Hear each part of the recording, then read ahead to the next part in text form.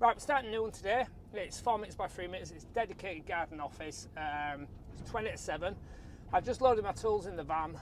What I'm going to do, I'm going to give you a day-by-day run through and bit, you know, like more like a vlog rather than a tutorial. Show you what the day entails really, from start to finish. Obviously, I'm not going to do an 8-hour shift for you, but we'll fast forward it. I'm going to go right through the build process, materials, screws. I'm going to try and talk about absolutely everything. I just loaded my tools in the van. I've been doing some work on this weekend. We normally we leave the tools in a shipping container in a locked up secure camera yard, you know, never in the van because of the tool theft obviously. It's rife and you don't want no one going missing, but I've had to just load the van up this morning at 6:30 to much time short to the neighbours' annoyance. But it is what it is. So I'm off up. I'm a bit early this morning, so I probably won't pick up Davey and Jen. John will probably get him on his way past, and I'll meet him at container. We'll load up for what we need, and then we'll get set off. What we're going to show you today is setting out, digging the holes. We're going to have a little run through of what actually, you know, what goes in my mind, through my mind as to factors like where the cable's going to run, best elevation, which way we're going to decide the doors are going to slide. And any other little things that we think might crop up and cause us an issue on the job. So that's it basically. So I'm going to do like a daily vlog. Well, I'm going to try and do it daily anyway. I've got loads to do at the moment. I've got another little project I'm trying to get cracked on with at home, and that'll be a new thing for us anyway, but that's a different matter. So if you want to keep watching, if you've not seen us before, we do a lot of sort of like tutorials on how we actually build garden rooms, you know, the way we do it basically. So you might want to watch this. Might be a bit boring for some of you, but I'm just going to try and run through the day by day, introduce you to everybody and stuff like that, and let's just talk about it and see why we're doing it, and you know, no all's bad, show you the fails as well as the successes. Right, we're here, so it's like I said, it's 4x3. We'll make it a little bit bigger just to give customer a little bit of extra, and there's no qualms, you know, it's 4 metres, it's slightly bigger, slightly smaller, so we make it 4.1 by 3.1. We've come off the hedge there a metre. John's paralleled the back of the building to this sleeper retaining wall there. What he's doing now, he's setting out the string lines. He's using that folding combination. He's using that folding square there. David, come over and look. What he'll do now, he'll lie down and he'll make sure that string line's, is it right, John? Nope. I'm going to make sure that string line's dead in line with that square, and then he'll be able to pull his front line across there. And like I say, it's slightly bigger, so we use the rods pile system. If you've not watched this before, we started off using this a long time ago now, and loads and loads of people are using it as well. Basically, it's an M24 galvanised threaded bar. It's a metre long. I'll show you one setting up just while John's doing that. So like I say, it's all galvanised, so I'll explain the hole and the concrete in a second. I'll just set one up for you first. So what we do, we wind the nut on. The spacing for that, we literally just finger and thumb distance apart like that. And then there's a square steel plate washer. It's 100 by 100, it's 10mm thick. Again, it's 2 galvanised nuts there, and they trap the washer at that difference. Now, I'll explain why we do that. A lot of you probably already know, but I'll explain why in a second. So that there, what we'll do, we'll dig a series of holes. There'll be 5 on the back, 5 on the front, 4 down each side, and another 3 in the middle. There'll be 200 wide, approximately 600 deep, depending on the ground, and that will sit in the hole then. And then that's encased with concrete, and the washer there stops the rod driving through the concrete under the weight of the building. And then what will happen then, with a series of rods going round, so imagine that's buried in the ground up to there. What we'll do then is wind 2 nuts down.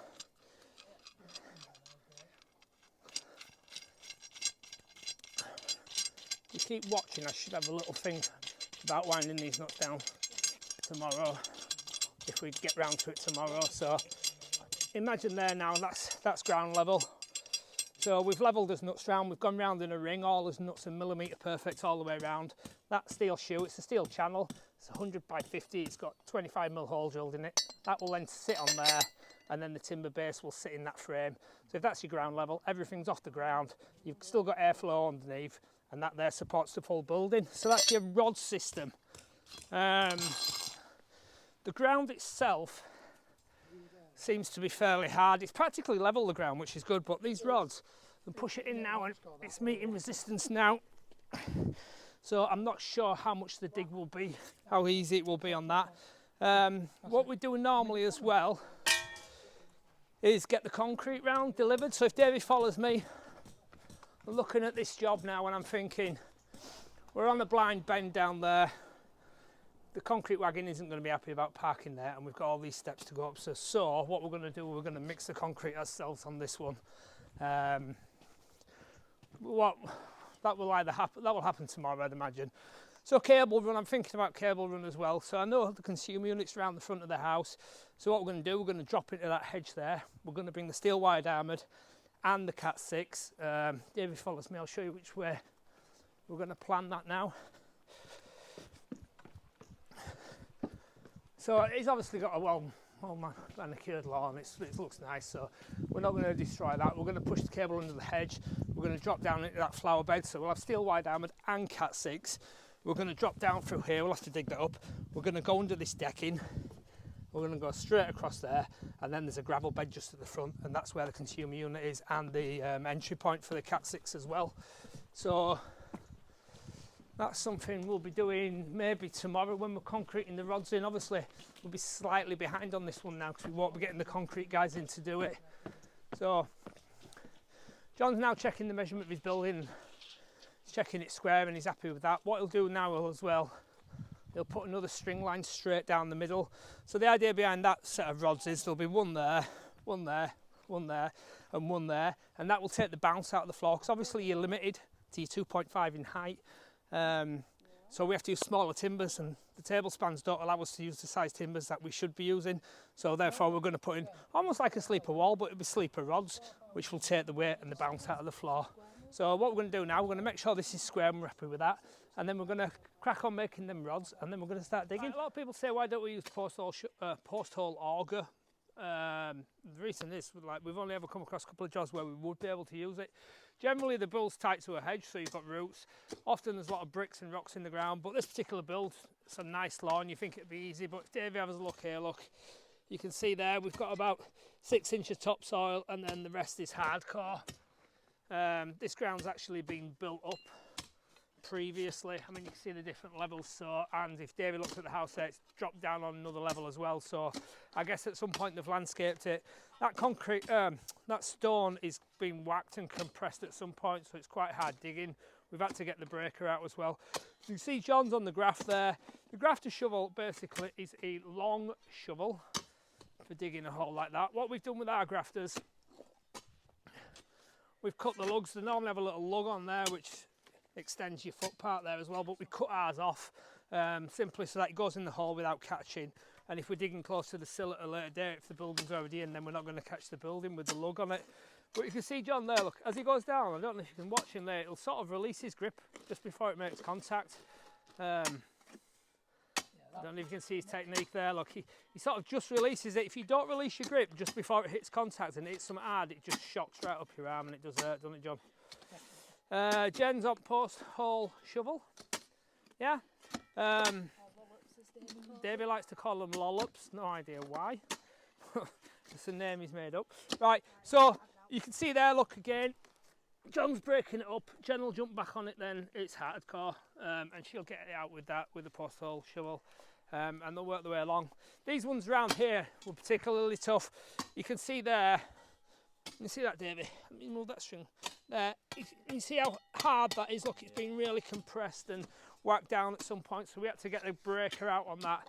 So that's all the holes in. We've decided that we can't get the concrete guys to come and do the concrete today, so we're going to go home, get the mixer, get some bags, and we're going to mix it ourselves and pour it ourselves basically. And we're in the same situation with the skip as well, because it's on a tight corner, is this plot, and the skip, and it's on a hill as well, so the skip driver won't be able to get the skip in. So unfortunately for me, we're going to take all that rubbish back to my house and I'll get a skip at my house. Some jobs throw up different problems like that, but it's just getting around it, innit? This is one of the nicer jobs to start off with. It's practically level, is that lawn, so there'll be no step up into this one. We're going to try and keep it as tidy as possible.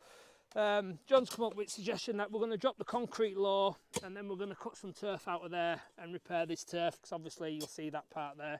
So we're going to repair that as well, and we're going to put a rodent mesh around the bottom of this one as well. Right, so what's happening here, we've obviously not got the concrete guys in, so we've had to mix the cells. So John's got his rod there, Jen's going to throw some concrete in and get a bit in the base, and then John's going to extend the rod up and down, just tamper it down into concrete. I'll explain the string lines in a minute once he's done this one. So he's got a boat level on it, you can see he's tampering it up and down, he's getting it somewhat near now. And what will happen then is, Yeah, good way. we'll fill it up with concrete like that for him. What he's doing, he's decided he's going to keep it a little bit low, and we're going to take some turf off the thing and repair the grass as well once concrete's gone off. So he's cleaning the rod as well, which is important, because if you don't clean the rod, come tomorrow when you wind down your nuts, what will happen then is we'll have loads of concrete on the rod and it won't go down so easily for you. So if David just comes around here, I'll just show you these string lines. So the string lines are important because when we put these base timbers, just stand at that corner there, David. When we put these base timbers on, we're going to drill a series of holes in the base timbers, and we need the rods to be in line, so the string creates the line. So the rods are all in line with the string, which means they're in a straight line. So when we drill that timber, we're not having to fight with it, it'll just drop straight on. So the mix itself, it's a mixture. We do prefer the concrete guys to come, but I'll just show you what the deal is with this stuff. It's ballast. Basically, it's a mixture of sharp sand and pebbles, let's see, which then mixed with cement will then create the concrete. We're looking at about a 4-to-1 mix. They are jumbo bags though, so 3 bags in a bag of cement creates a good mix, and because the holes are tight, they're narrow. How many holes are getting John out of one? About 3. He's getting about 3 holes out of each barrel of concrete. So financially, this is, I've just been at Selco's now, we've just paid for it. I got a couple of other things, but it was probably about 150 quid because it was 200 all in back. Like I said, I got a few other things, so 150 quid. But the concrete guys will come for 220. They'll barrow it in for you and do all the work. You don't need a cement mixer, you don't need to graft. So it's a no-brainer to use the concrete guys, but unfortunately they won't park on that corner. We can't get up the steps with the concrete, so we've had to get the cement mixer back into service. We've had it 4 years now, still looking good, isn't it, David? Right, so what he's going to do, look there, he's just keeping it low so that you can actually put this turf in, and what we'll do, we'll wash all the excess concrete off then afterwards as well. So this is These are too quite this is the downside to some jobs. We're not going to get a skip here, so there's the muck we've dug out, and we're going to have to load it in the van, take it away, get a skip up to my house. Bit of a pain in the ass, but it is what it is. How are you going, John? All right.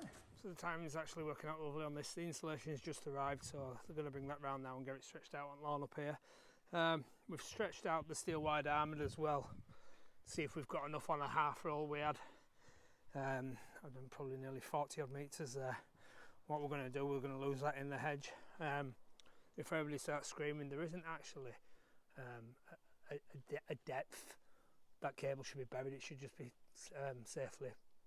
I can't remember what the term is. I'll put a little photo on now of what the actual term is, because I know it because Adam failed it when he took his 18th edition. But you can see it down there. We're going to actually lose all that in the hedge, but we're going to run the Cat 6 with it as well. And there's John.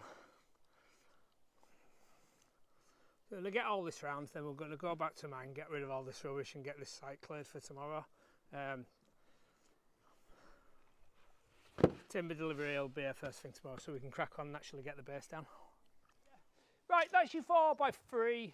It's slightly bigger, 4.1, 3.1. All the rods are in now. The concrete will go off sufficiently enough for us to start building tomorrow. So tomorrow, when we come tomorrow, we'll get the laser out.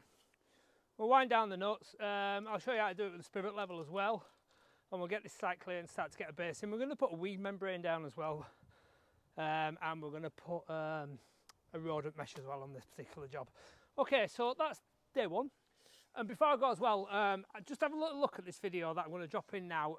It's a whole bunch of tools. We've started doing a raffle. Some of the money goes to charity, obviously, and I need to reclaim the money back for the tools as well, and earn a small wage out of it as well. But there's quite a lot of donations that go to charity. There's a full, John, what pack have we got this time? A full Makita pack, but have a look at the video. There's a first, a second and a third prize. Tickets will be available Saturday morning on the official raffle website. So I'll drop a link on YouTube, Instagram and Facebook, but tickets do sell out quite quickly if you're interested in it, and they'll be only £2 a go. All right, see you tomorrow. Take a look at this lot. This is your next prize. This will be available on Saturday.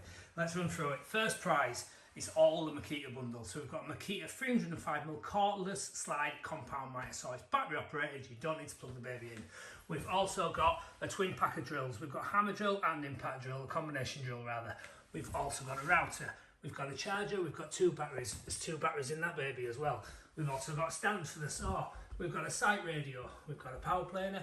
We've got a grinder. We've got a multi-tool. We've also got a jigsaw. And because we know Makita don't do a decent nail gun, we've got a Pazload first fix and a Pazload second fix. That will be your first prize. Second prize, Milwaukee twin drill kit. Great bit of kit. Third prize, DeWalt drill kit. Decent bit of kit, I suppose. That is your lot. Watch out for details on how to win it.